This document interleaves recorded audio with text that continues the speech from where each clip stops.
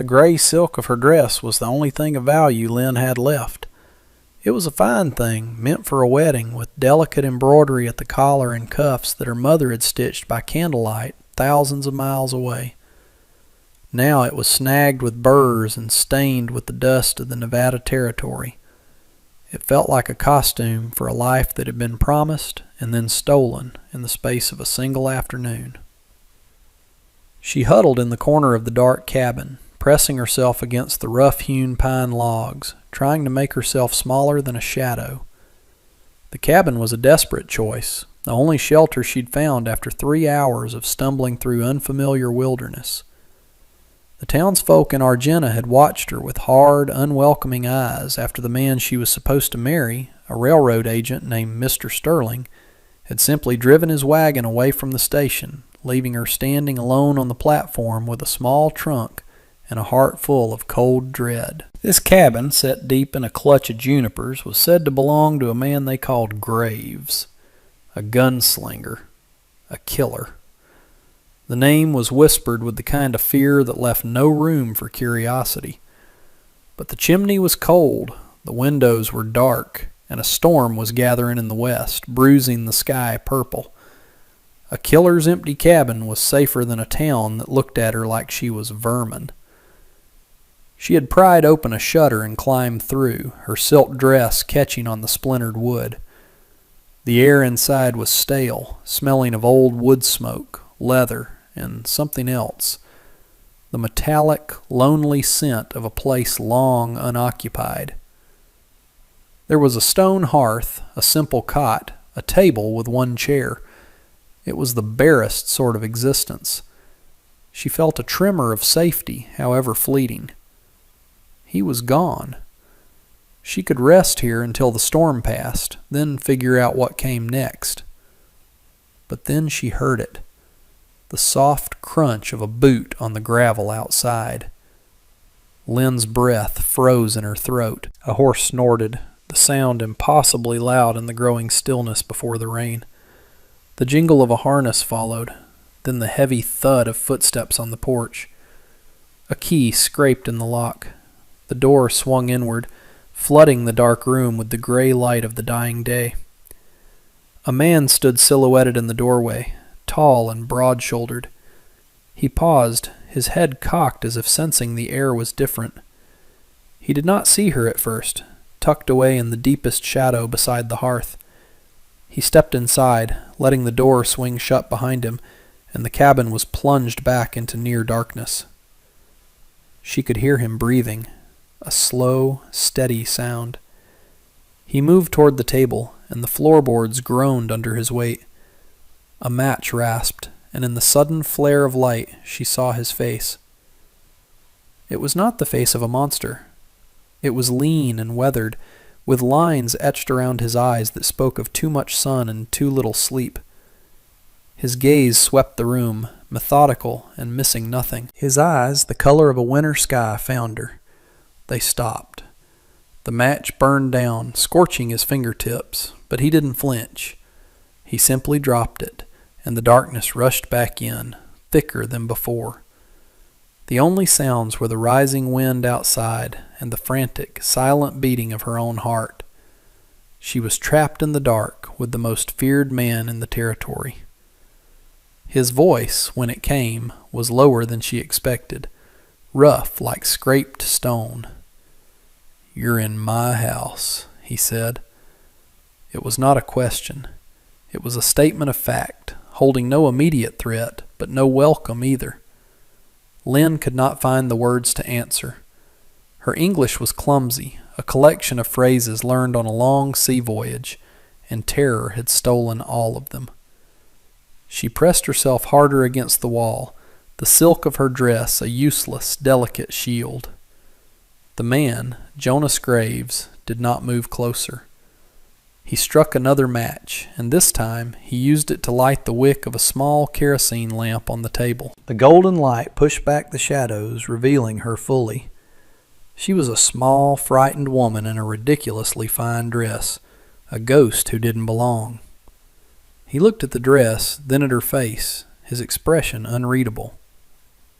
"The storm," she managed, the words a thin whisper. "I needed a place." He looked toward the window where the first fat drops of rain were beginning to smack against the glass. He gave a slow, deliberate nod. "Get away from the wall," he said, his voice still flat. "Come to the fire." He moved to the hearth, his steps measured and sure. He knelt, laying kindling with an economy of motion that was unnerving. He worked as if she wasn't there, as if finding a strange woman in his home was a common inconvenience. Lynn hesitated, her muscles locked with fear. He glanced over his shoulder. "The cold will get in those logs," he said. "You'll be frozen by morning." Therefore, she forced her legs to move. She crept forward inch by inch and sat on the braided rag rug he had gestured to, keeping as much distance as the small cabin would allow. The fire caught, its warmth a welcome shock against her chilled skin. They sat in silence for a long time, the only sounds the crackle of the flames and the drumming of rain on the roof. He took off his hat and set it on the table. He was younger than his reputation suggested, perhaps 35. There was no cruelty in his face, only a profound and settled weariness. He finally spoke again, his eyes on the fire. "Who are you running from?"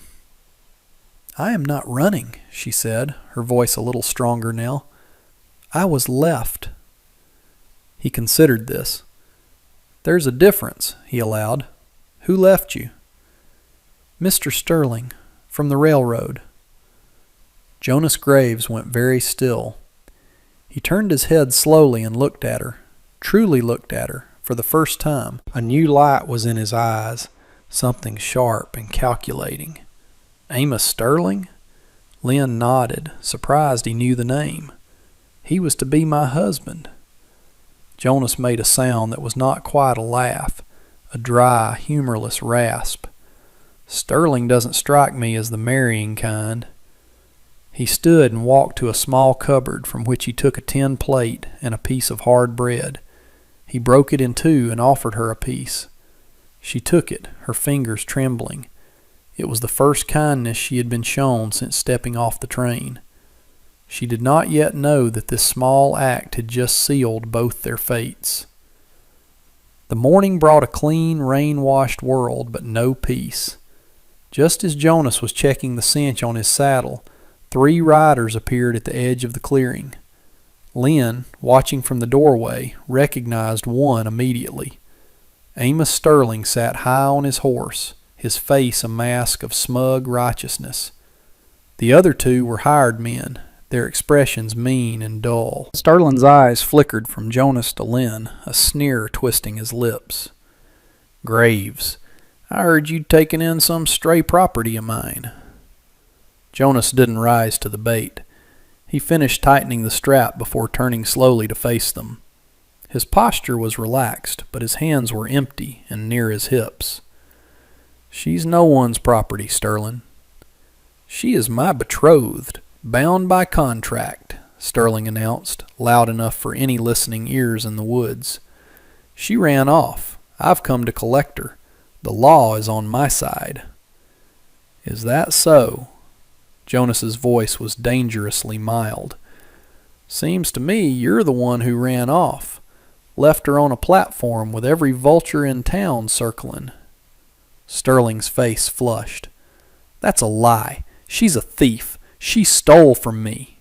He gestured to his men. "Get her." The 2 men dismounted, their movements slow and arrogant. They clearly believed Jonas Graves was just one man, and his reputation was probably more smoke than fire. It was a common mistake. They started toward the cabin porch. Lynn shrank back into the doorway, her heart pounding against her ribs.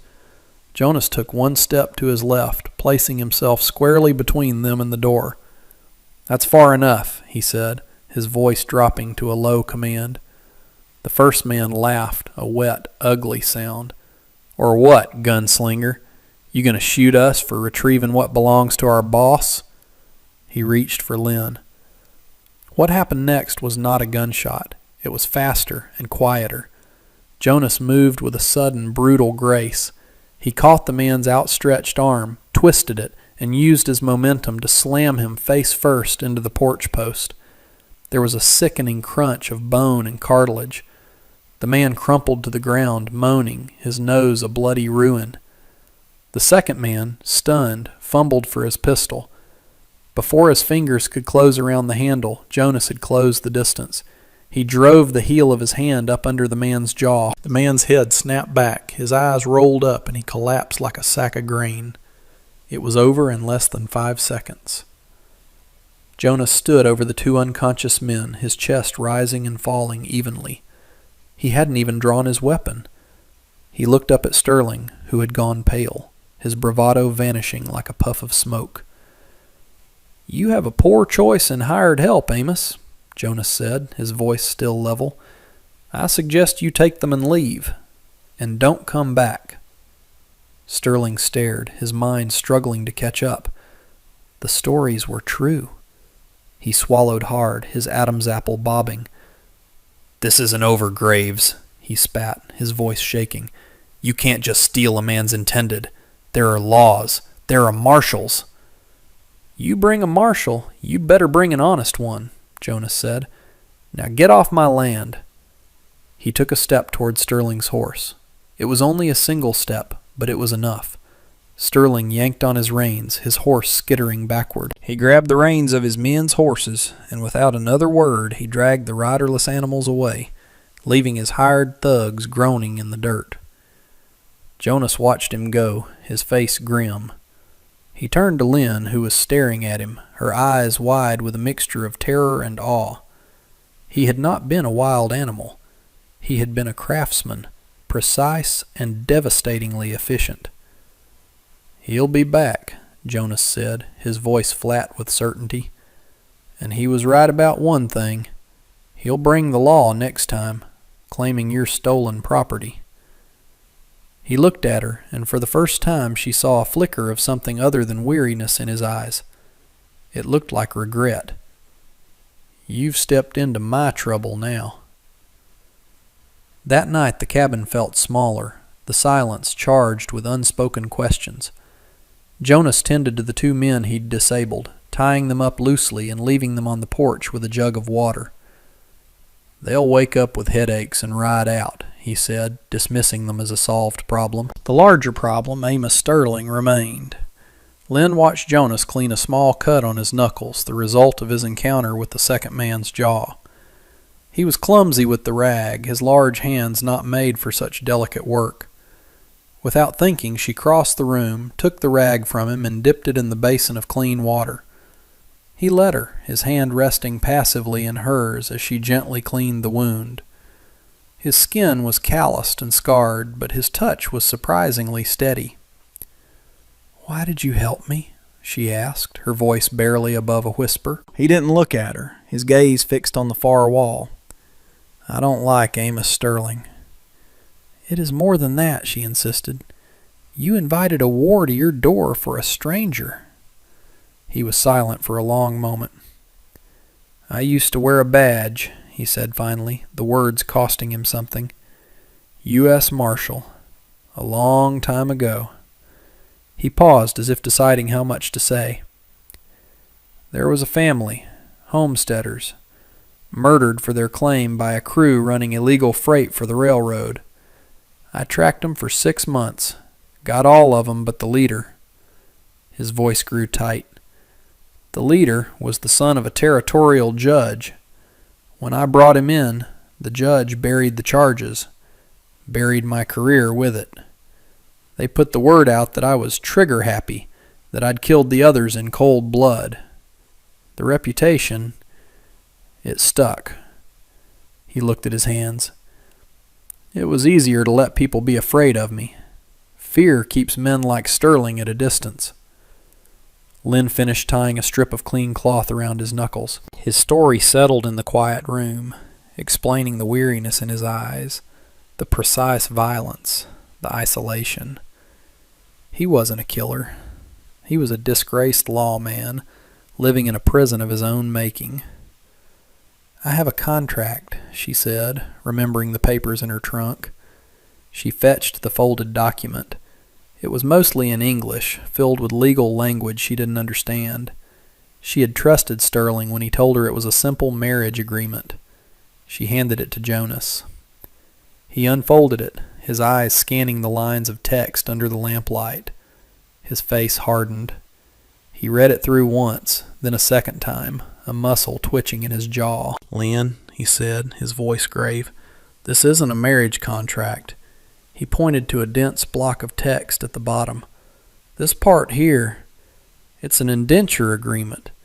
You didn't just agree to marry him. You signed over your dowry as payment for your passage from China, and you agreed to work for him for 5 years to pay off a debt he invented. You're legally his servant." The words hit her like a physical blow. She wasn't an abandoned bride. She was property. That was why Sterling was so determined to get her back. Her testimony, her very existence, could expose his entire scheme. He wasn't just cheating women. He was engaged in human trafficking under the guise of marriage. "He cheated you," Jonas said, his voice low and angry. "And he knows this paper proves it. That's why he can't let you go." A new kind of fear, colder and deeper, settled over Lynn. This was not just about one man's cruelty. It was about the law itself, twisted into a weapon against her. As if summoned by their words, the sound of hoofbeats returned, more numerous this time. Jonas moved to the window, peering through a crack in the shutter. "It's a deputy," he said, his voice tight, "and Sterling is with him." This was the move he had predicted. Sterling hadn't come for a fight. He'd come with the color of law. The deputy, a portly man with a self-important strut, dismounted and strode to the door, a warrant in his hand.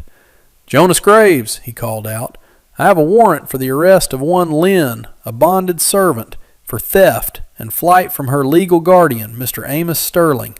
Send her out, or I'm authorized to bring you in for harboring a fugitive." Lynn looked at Jonas, her last hope beginning to crumble. They were trapped. If he fought, he would be an outlaw, hunted for real this time. If he surrendered her, she would be dragged back to Sterling, her life a nightmare she couldn't escape. Jonas looked from the warrant in the deputy's hand to the contract on his table. He saw the cage the law had built around them both. He could run, take Lynn and disappear into the mountains, living like the animal they claimed he was. Or he could do the one thing they would never expect. He could walk back into the world that had cast him out and use its own rules against it. He made his choice. It would cost him the quiet solitude he had guarded for years. It would mean facing the system that had broken him. But looking at the small, determined woman in the gray silk dress, he knew he could not let them win. "We're not running," he said to her, his voice full of a resolve she had not heard before. "And you're not going with him." He turned toward the door. "We're going to the territorial capital. We're going to see a federal judge." 3 months later, the dust of the capital city, Carson City, felt different from the dust of the high desert. It was thicker, filled with the smell of coal smoke, commerce, and politics. Lynn stood on the courthouse steps, the summer sun warm on her face. She wore a simple dress of blue cotton, practical and sturdy. The gray silk was folded away, a relic of a past life.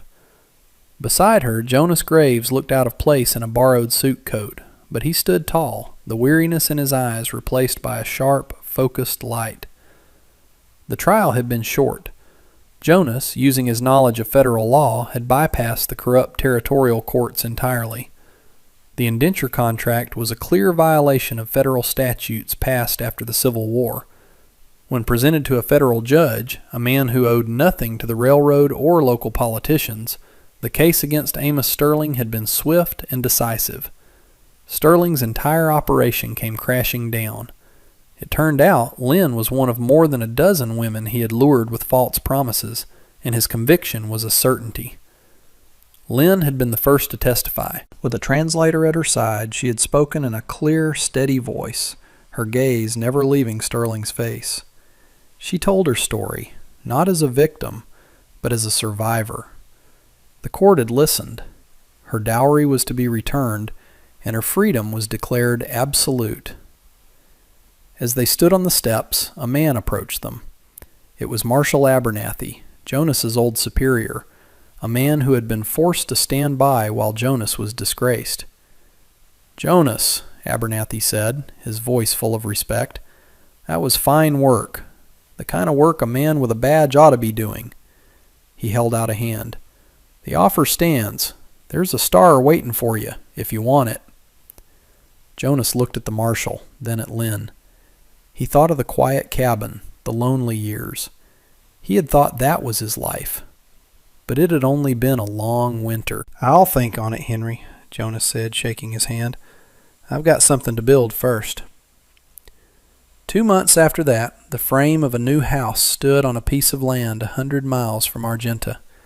It was a homestead claim, filed jointly under the names Jonas Graves and Lynn Graves. They had been married by a circuit judge a week after the trial. Their plot was modest, with a creek running through a small meadow and a view of distant snow-capped mountains. Jonas was setting a fence post, driving it into the hard soil with powerful, rhythmic swings of a sledgehammer. The work was hard, but it was good work. It was the work of putting down roots. Lynn came from the half-finished house carrying a dipper of cool water from the creek. She watched him for a moment, the steady strength of him, the quiet purpose. He was not the fearsome gunslinger from the Whispers, nor the haunted man from the cabin. He was her husband. He stopped, leaning on the hammer, and took the dipper from her, drinking deeply. He wiped his mouth with the back of his hand. "Post is set," he said. "It is a good strong fence," she replied, her English now fluid and confident. He looked at the frame of their house, then back at her. "It's a good strong foundation." In her pocket, Lynn carried a small folded square of gray silk, a reminder of the woman who had climbed through a cabin window, terrified and alone. She was not that woman any more. Jonas had given her shelter, but she had given him back a world he thought he had lost. A person's reputation, she had learned, was just the story that other people told about them. Their character was the story they chose to live, day by day, post by post. And their story was just beginning. And that brings us to the end of this one. If you stayed with me all the way through, thank you. Stories like this one only get told because folks like you sit down and listen. If you liked what you heard, go ahead and hit that like button. And if you want more stories from the old frontier, subscribe so you don't miss the next one. Until then, take care of yourself, and thanks again for being here.